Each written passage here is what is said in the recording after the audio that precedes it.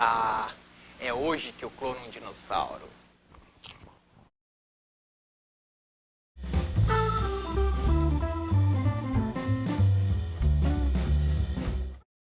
Alô galerinha, bem-vindos a mais uma aula do Professor Guerra no YouTube. E hoje nós vamos falar um pouco sobre a evolução humana.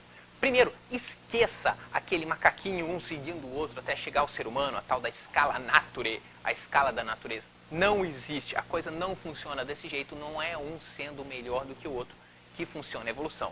Na verdade, é como se fosse a árvore da sua família. Você tem os avós que dão origem aos pais, que dão origem aos os irmãos, e você, no meio do caminho, tinha primos, tinha tios, tudo se diversificando, ramificando essa árvore, e é mais ou menos assim que vai funcionando a evolução. Uma espécie vai dando origem a mais algumas, e elas vão mudando, uma vai sendo substituída por outra, mas não tem essa linearidade, também não tem um sentido de melhora ou coisa assim. Tá? Talvez já tenham contado para você, mas você é um primata. Nós primatas somos mamíferos com polegares opositores, viemos de um ancestral arborícola que vivia em árvores, tá? E os euprimates datam lá do Eoceno. Nós não vamos falar aqui sobre todos os primatas, né? Desde o mico-leão até o, sei lá, lêmure de Madagascar e passando por outros animais mais estranhos ainda. Nós vamos nos concentrar só nos Hominóidea. Nós datamos lá do Oligoceno há mais ou menos 28,4 milhões de anos atrás. E o que é que caracteriza essa superfamília Hominóidea? Nós temos, por exemplo, entre várias, essas classificações elas são todas baseadas em pequenos detalhes anatômicos e coisas assim. É um pouquinho chato de ficar listando, são nomes meio obscuros e coisas meio incompreensíveis para o público em geral. O que eu posso mostrar para você é que nós temos tórax largo, nós temos um tórax amplo e nós temos um tórax cuja escápula, aqui esse osso atrás, esse osso do ombro, fica para as costas. Tá? Ah, mas é claro que esse osso das costas fica nas costas, mas não é tão claro assim quando você compara com animais quadrúpedes, em que o tórax é mais estreito para acomodar a posição, né, dos membros torácicos, e a escápula, justamente como os membros ficam voltados para baixo, a escápula fica voltada mais para o lado. Um dos primeiros hominóides que a gente tem é o procônsul, esse carinha aqui, tá?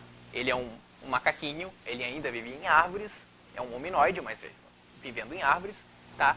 De 18 milhões de anos. Você compara com a minha cabeça, ele era bem menorzinho do que o homem moderno, bem menorzinho que o homem moderno. Vivia em árvores, se alimentava de frutas. Como é que a gente sabe isso? Analisando os dentes deles e as micromarcas nos fósseis. Tá? Eles tinham um cérebro de mais ou menos 150 centímetros cúbicos, e nós vamos ver ao longo dessa aula como isso vai mudando ao longo da evolução dos hominídeos. Subindo um pouco mais na nossa árvore filogenética, já na família Hominidae, nós temos duas subdivisões, porque o ancestral, o primeiro hominídeo, ele era arborícola, ele vivia em árvores, e aí deu origem a duas linhagens, uma que continuou sendo arborícola, a subfamília Ponginae, da qual faz parte os orangotangos e os ancestrais dos orangotangos, e foram para a Ásia e tudo mais, viviam ali na região de Bornéu, Sumatra e tudo mais, e nós, tá, os Homininae, a subfamília Homininae, que é ainda um pouco quadrúpede, já partindo para um bipedalismo facultativo até chegar na gente num bipedalismo definitivo, obrigatório. Isso vai acontecer lá pelo Plioceno, há 5,3 milhões de anos atrás, na África.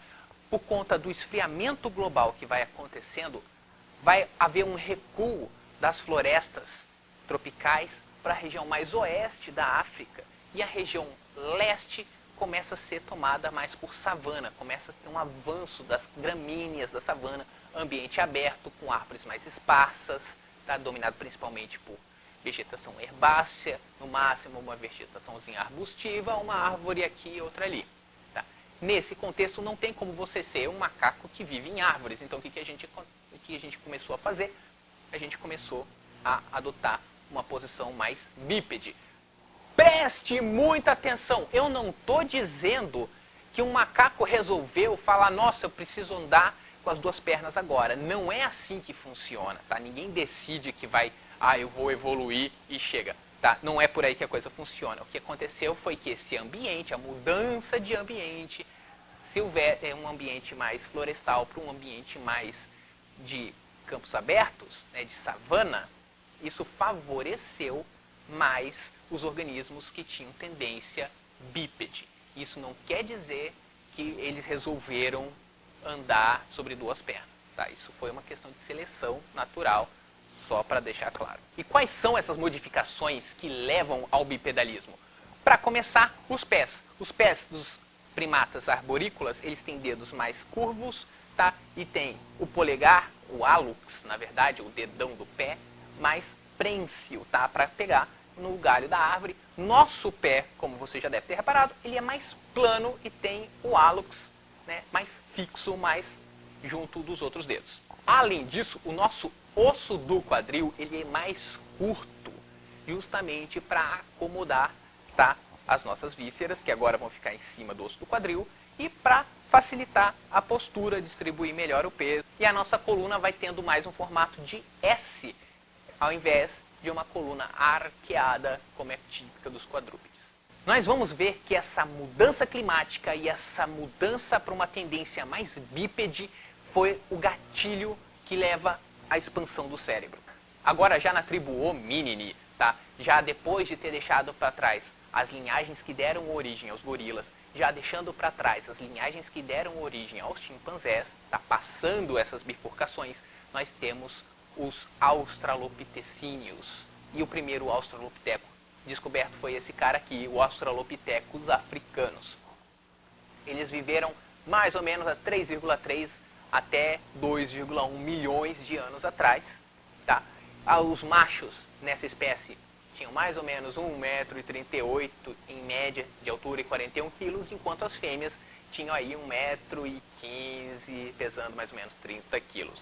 Eles também comiam frutas, tá? E sementes, a gente sabe pela dentição, você vê boquinha pequena, mas o Australopithecus mais famoso não é esse cara aqui. O Australopithecus mais famoso que a gente tem é o Australopithecus afarensis.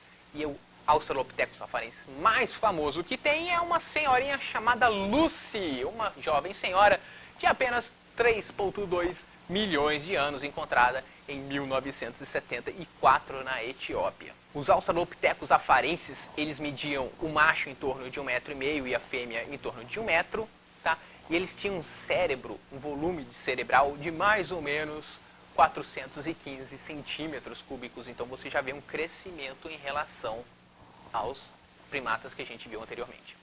Outro Australopithecus que eu tenho aqui para te mostrar é o Australopithecus sediba. Esse cara aí já viveu há 1.997.000 anos atrás, mais ou menos. Aí durou pouco tempo, durou uns 30 mil, 3 mil anos, alguma coisa assim.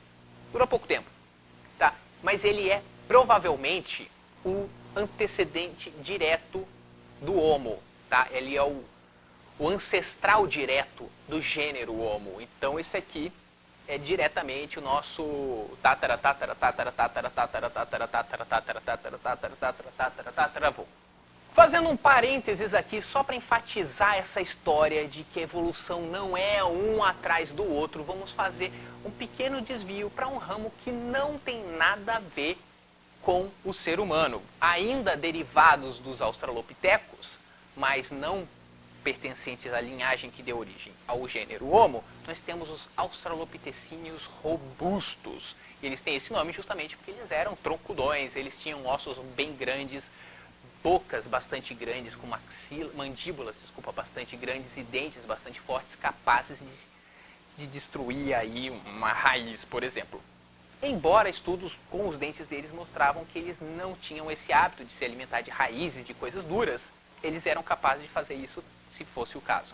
O primeiro que eu tenho aqui para te mostrar é o Paranthropus etiópicus. O próprio nome dele já indica Paranthropus, é o homem paralelo ao homem. Ele não é da nossa linhagem, tá? Esse aqui é como se fosse um primo distante. Tá? E o Paranthropus etiópicus, ele viveu aí mais ou menos há uns 2,7 a 2,3 milhões de anos atrás. Outro carinha que a gente tem aqui é o Paranthropus boisei. tá? Que viveu aí de uns 2,3 a 1,2 milhões de anos atrás. Tá? Os machos tinham em torno de 1,30 m e tanto, 1,37 m de altura, pesando por volta dos seus 49, 50 quilos, e as fêmeas mediam até uns 1,25 m mais ou menos, e pesavam em torno de 35 quilos. O último carinha aqui, então, é o Paranthropus robustus, o próprio nome dele já diz, ele era mais baixinho e mais pesado do que o Boisei. Ele viveu aí em torno de 1,8 a 1,2 milhões de anos atrás também. E o nosso gênero, o gênero Homo, veio surgir há mais ou menos 2,4 milhões de anos atrás. O mais antigo representante do gênero que nós temos é o Homo habilis, tá? O homem hábil. Tá? O Homo habilis, ele viveu de 2,4 a mais ou menos 1,4 milhões de anos. Tinha em média 1,30 m de altura, pesando por volta dos 32 quilos. Tá? Ele já fazia ferramentas, ele construía a sua própria ferramenta.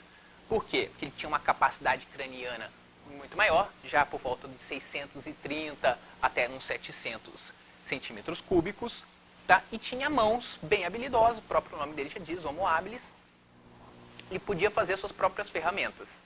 Seguindo aqui nós temos esse cara, o Homo erectus. Segura a piadinha. O Homo erectus, ele foi o primeiro a sair da África. Tá? Ele foi migrando em direção à Ásia, chegou lá na Sumatra, tem o homem de Sumatra, o homem de Pequim, são Homo erectus. Tá? Ele tinha até 1,85 m de altura, em torno de 1,45 até 1,85, chegava a pesar até 68 quilos. O cérebro dele tinha de torno de 900 até 1.100 centímetros cúbicos, bem maior do que os outros cérebros, tanto que ele é associado à invenção do machado e à invenção do fogo, né, o controle do fogo, o que permitiu a ele cozinhar a sua comida. Cozinhando a sua comida, tendo ferramentas para caçar eficientes como o machado e coisas assim, e podendo cozinhar a comida, cozinhar vegetais que antes eram muito duros, para poder cozinhar a carne, isso fez com que ele tivesse acesso a uma quantidade de energia muito grande e permitiu com que o cérebro dele crescesse. Tá? E a partir do Homo erectus, pela invenção do fogo, entre outras coisas, nós vemos um crescimento muito acelerado do cérebro. Esse outro cara aqui é o Homo heidelbergensis. Adivinha para onde ele foi com o nome desse? Esse cara migrou, ao invés de migrar em direção à Ásia, ele migrou em direção à Europa. Ele era mais compacto do que o Homo erectus, tá? Ele era mais troncudo, por assim dizer, mais baixinho, mais troncudo, justamente porque fazendo isso ele diminui a relação superfície-volume. Tá? Ele tem menos área corporal para mesmo volume de corpo e assim ele perde menos calor. Foi uma adaptação que ele teve ao frio da Europa nessa época em que haviam idades de gelo. Se hoje já é frio, lá para cima, imagina então, durante uma era do gelo, calota polar se estendia até o paralelo 40, era uma coisa assim fantástica. Falando em Europa, nosso outro amigo europeu, nosso irmão praticamente, que, poxa, conviveu com a gente e é ser distante da gente por muito, muito pouco tempo, é esse cara aqui, o homem de Neandertal. Tá? O Homo neanderthalensis, uma das características que você pode ver nele, tá? Olhando aqui, é justamente esse narigão. Cadê o nariz dele? Esse narigão aqui, tá? Bem grande. Ele era bem narigudo, porque um nariz bastante grande permitia justamente o aquecimento e a umidificação desse ar seco da Europa gelada daquela época. Então o narigão favorecia ele a aquecer o ar e tudo mais. Ele tinha um cérebro bem respeitável. Na verdade, o cérebro dele era maior do que o nosso. O cérebro do homem de Neandertal chegava a mais ou menos 1.450 centímetros cúbicos e a gente vai ver como o nosso um pouco mais modesto em relação a isso. O homem de Neandertal, então, ele viveu de 400 a 40 mil anos atrás, tá? Passou um bom tempo lado a lado com a gente, ele se extinguiu, ninguém tem certeza por quê. Tem alguns que dizem que foi o próprio convívio com o ser humano. Porque a gente seria mais avançado que eles e nós competimos e nós ganhamos. Mas isso aí é uma visão meio metida da coisa toda. Então ele tinha cerca aí de 1,60 m e tanto de altura, 65 quilos para os machos e 1,5 m, 54 quilos para as fêmeas. Mais uma coisa interessante a respeito do homem de Neandertal é que ele também fazia as suas ferramentas. Aliás, ele usava osso, usava madeira, tá? Usava pedra, usava diferentes materiais para fazer as suas ferramentas. Eles tinham roupas para aguentar o frio daquela época. Eles viviam em cavernas, viviam em tendas, eles tinham sua própria cultura, tinham ritos funerários, inclusive foram encontradas covas de Neandertal que pareciam ter sido arrumadas cerimonialmente, com pontas de flecha e pedaços de o que parecia ter sido uma caça para que a pessoa de Neandertal morta pudesse se alimentar durante sua jornada para o mundo vindouro, mas aí um pouco de especulação não tem como a gente ter aí muita certeza a esse respeito. E aí, recém-chegados no planeta, nos últimos 200 mil anos, estamos nós, o Homo sapiens, tá? Um Homo sapiens com um cérebro, volume do cérebro mais ou menos de 1.300 centímetros cúbicos, um pouco mais modesto do que o Neanderthalensis, tá? Para mostrar para você que evolução não é melhora, tá? Não tem essa de vai um seguindo o outro, o cérebro vai aumentando sempre. Evolução é mudança, tá? É adaptação às condições do ambiente, é mudança e por aí vai. Seleção natural não tem a ver com vamos melhorar, vamos crescer o cérebro, vamos ser bípedes. Tá? Embora a coisa mesmo do bipedalismo tenha contribuído sim com o aumento do cérebro. Existem muitas teorias sobre isso, muitas hipóteses sobre isso, e é difícil comprovar realmente quais são as mais corretas ou menos corretas, porque a gente não tem como fazer um julgamento muito crítico sobre nós mesmos, nós somos muito vaidosos para isso. Basta ver, por exemplo, toda a polêmica que existiu em torno do Darwin quando ele declarou pela primeira vez que os homens vieram de um ancestral comum com os macacos. Não quer dizer que o homem veio de nenhum macaco vivente. Nós tivemos um ancestral comum, não canso de frisar isso. Tá? Mas, ao insinuar, meu Deus do céu, que o homem e o macaco têm algum parentesco, já foi um absurdo na era vitoriana. Hoje em dia ainda tem muita gente que não aceita, tá? Que nós temos aí os irmãos macaco, tá? Não tem gente que, meu Deus, que absurdo. Me dê provas, aí a gente dá tudo isso e o cara, não, eu quero provas. Aí fica difícil, né, velho? Não tem como. Como que funciona essa coisa do bipedalismo? Tá? Conforme o frio foi chegando na África e a savana foi tomando o lugar da floresta, aqueles que tinham uma tendência mais bípede poderiam avistar predadores a uma maior distância, tá? Tinham as mãos livres para fazer e usar ferramentas, e isso foi dando a eles uma vantagem sobre aqueles que tinham uma tendência mais quadrúpede, o que fez com que eles fossem mais selecionados. Tá? Deixando mais descendentes, esse pessoal agora mais bípede pode se juntar com suas ferramentas e caçar juntos. Caçando juntos, essa interação social estimula o intelecto. É verdade, a interação social vai acabar estimulando cultura, vai acabar estimulando troca de informação, vai meio que estimular o desenvolvimento de uma linguagem mais sofisticada, e isso favorece o crescimento do cérebro, ao mesmo tempo que, caçando em grupo, nós temos mais comida. Agora, com mais comida e com uma certa divisão do trabalho, nós podemos ter energia sobrando para alimentar um cérebro maior. Tá? Isso vai tudo se somando para o crescimento do cérebro. Existe ainda uma outra hipótese que diz que o próprio frio estimula o crescimento do cérebro, de maneira que, como o cérebro consome muita energia, ele pesa no ser humano, Homo sapiens, em torno de 2% da massa do corpo do indivíduo, mas ele consome 20% da energia. Tá? Por quê? Porque o cérebro consome energia pra caramba, ele está lá consumindo o tempo todo e ele não desliga. Tá? Então, como ele produz muito calor através desse gasto de energia, ele teria sido uma fonte de calor em tempos mais frios. Então ele também estaria aí um cérebro maior, mais inteligência para mais ferramentas, para mais alimentos, para mais cérebro, para mais ferramentas, para mais não sei o que. Uma coisa vai alimentando a outra até que vem o Homo erectus, inventa o fogo, pode cozinhar as comidas, pode pré-digerir a comida. O fato de você cozinhar torna a digestão muito mais fácil, torna a absorção muito melhor. e aí comidas que antes eram muito difíceis de digerir, sementes que eram difíceis de engolir, agora passam a fazer parte do cardápio e a gente começa a ganhar mais energia ainda, tá? Para poder usar um cérebro maior, para poder fazer isso tudo. O interessante é que, conforme isso vai acontecendo, o grupo vai expandindo. Ao invés de andar em grupos de 15 a 20, a gente passa a andar em grupos de 150, 200 indivíduos. E muito macaco junto significa muito carrapato, muito piolho, muita pulga. O que favorece o que? Aqueles indivíduos mais peladinhos, menos pelos, menos pulgas, menos carrapatos. E aí você tem uma perda da superfície, né, coberta de pelos em favor de uma vida menos carrapatos.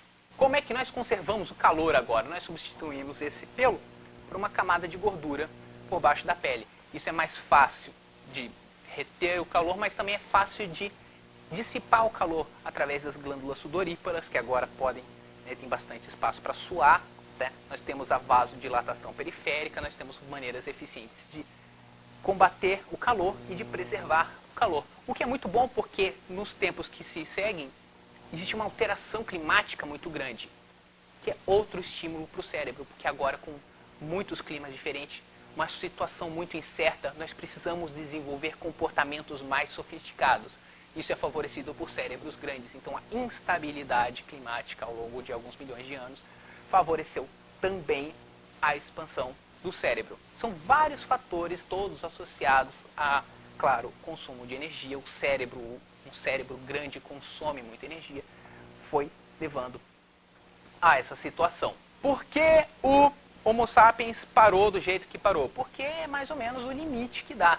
Tá? Talvez agora, na nossa dieta moderna, nós até poderíamos ter um cérebro muito grande, mas nós não temos o estímulo para isso, nós não temos uma pressão de seleção. Aqueles que não têm um cérebro tão grande, eles não são eliminados, eles não são, né, entre aspas, desprezados em favor daqueles que têm cérebros grandes. Então, pressão de seleção não tem aí nesse sentido, nós estamos do jeito que estamos. O que é interessante também lembrar, aquele cérebro da idade das pedras, do homem das cavernas, Uga Buga, Homo sapiens, entre aspas, primitivo, é o mesmo cérebro que está aí na sua cabeça. Aquele mesmo cérebro que fazia ferramentas com pedra, aquele mesmo cérebro que fazia pinturas em cavernas, é o mesmo cérebro que desenvolveu aí a internet que você está usando para me ver nesse momento. O que explica, por um lado, uns comportamentos bem idiota de atirar pedra um no outro, quando não bombas e balas e coisas assim. Tá? Nós somos os mesmos homens das cavernas, as mesmas mulheres das cavernas, tá? De, sei lá, 100 mil anos atrás. Estamos aqui agora. É isso aí, galerinha. Se você gostou, dá um joinha aqui no vídeo, dá um joinha lá no Facebook, dá uma olhada aí no nosso site e até a próxima.